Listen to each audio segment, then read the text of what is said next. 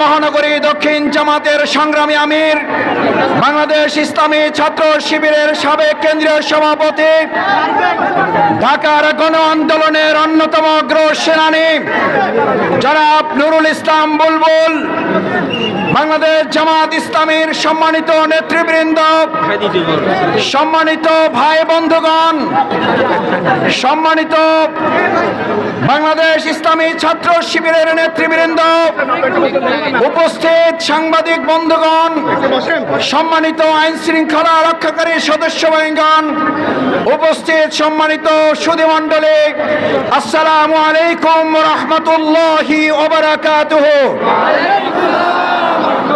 অসংখ্য ছাত্র শিক্ষার্থী জনতার জীবন, হাত পা চোখ হারানোর বিনিময়ে যে উন্মুক্ত ফেনীর এই ময়দানে আজকে আল্লাহ সুবহানাহু ওয়া তাআলা আমাদেরকে নতুন বাংলাদেশে নতুন সম্ভাবনা তৈরি করার জন্য ফেনীর এই উন্মুক্ত ময়দানে সমাবেশ করার তৌফিক দিয়েছেন। সেই আল্লাহ সুবহানাহু ওয়া তাআলার দরবারে সিজদাবরত চিত্তে মস্তক অবনত করে একবার জোরে সোরে শুকরিয়া আদায় করতে চাই, আলহামদুলিল্লাহ। সম্মানিত ভাই এবং বন্ধুগণ, প্রধান অতিথি নুরুল ইসলাম বুলবুল ভাই বক্তব্য রাখবেন। আমরা শুধু এই কথাটুকু বলতে চাই, 2024 সালের 5ই আগস্ট আমাদের তরুণ ছাত্র জনতা জীবন, হাত পা চোখ দিয়ে যে নতুন স্বাধীন বাংলাদেশ আমাদেরকে উপহার দিয়েছে, আমি আপনাদের কাছে জানতে চাই, আর নতুন কোন ষড়যন্ত্রের মাধ্যমে আর একবার কি আবার স্বাধীনতা অর্জন করার প্রয়োজন হবে? আমরা আর নতুন করে জীবন বাজি রেখে আরেকবার স্বাধীনতা নয়, এই অর্জিত স্বাধীনতাকে অর্থবহ করতে যতবার প্রয়োজন জীবন দেব, এই স্বাধীনতাকে আমরা নস্যাৎ করতে দেব না। সংগ্রামী ভাই এবং বন্ধুগণ, বাংলাদেশ জামাত ইসলামী এদেশের গণমানুষের প্রিয় কাফেলার নাম আপনারা ভালো করে জানেন। 17-18 জুলাইয়ের ছাত্র গণ আন্দোলন শুরু হওয়া 2024 সালের 5ই আগস্টের আগ মুহূর্তে তারা যখন আর কোন ট্রাম্প কার্ড দিয়ে আন্দোলন নস্যাৎ করতে পারছিলেন না, একের পর এক তাদের ষড়যন্ত্র ব্যর্থ হচ্ছিল, তখন তারা মনে করেছিল এই আন্দোলনের সবচেয়ে বড় নিয়ামক শক্তি বাংলাদেশ জামাত ইসলামী, ইসলামী ছাত্র শিবিরকে নিষিদ্ধ করলে আন্দোলন থেমে যাবে।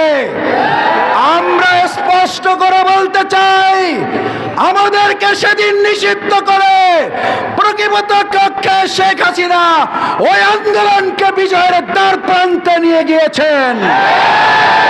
জামাত শিবিরকে নিষিদ্ধ করার পর ছাত্র জনতা জামাত ইসলামীকে বুকে তুলে আন্দোলনকে সফল করেছে। আপনি শুধু নিষিদ্ধ হন নাই, বাংলাদেশ থেকে পালিয়ে যেতে বাধ্য হয়েছেন।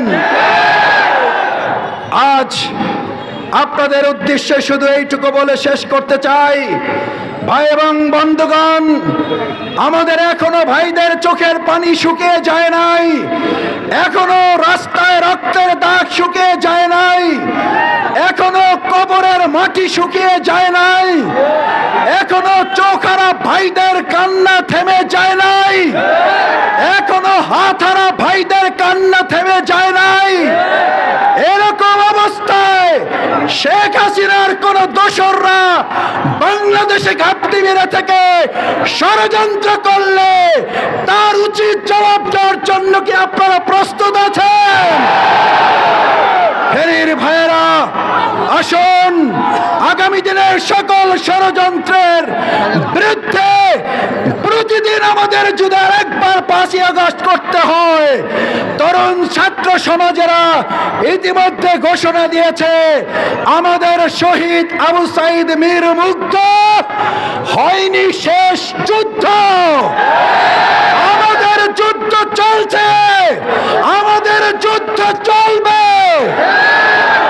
বৈষম্যহীন সমাজ প্রতিষ্ঠায় শিক্ষার্থী জনতা যে জীবন বাজি রেখেছে, বৈষম্যহীন সমাজ প্রতিষ্ঠার একমাত্র গ্যারান্টি হচ্ছে ইসলাম।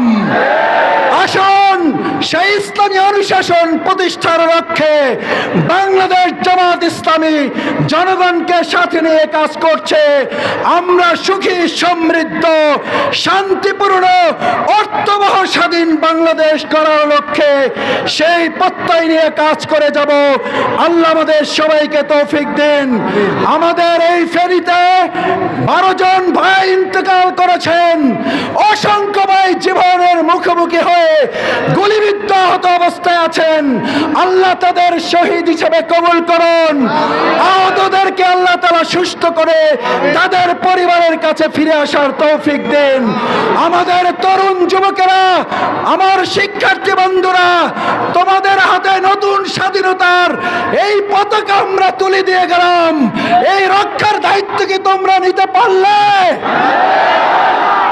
সেই প্রত্যাশা ব্যক্ত করে আমার সবাইকে ধন্যবাদ, কৃতজ্ঞতা জানিয়ে আমার কথা শেষ করছে। আল্লাহ হাফেজ। বাংলাদেশ জিন্দাবাদ, বাংলাদেশ জামাত ইসলামী জিন্দাবাদ, ফেনী শহর শাখা জিন্দাবাদ। আসসালামু আলাইকুম ওয়া রাহমাতুল্লাহ।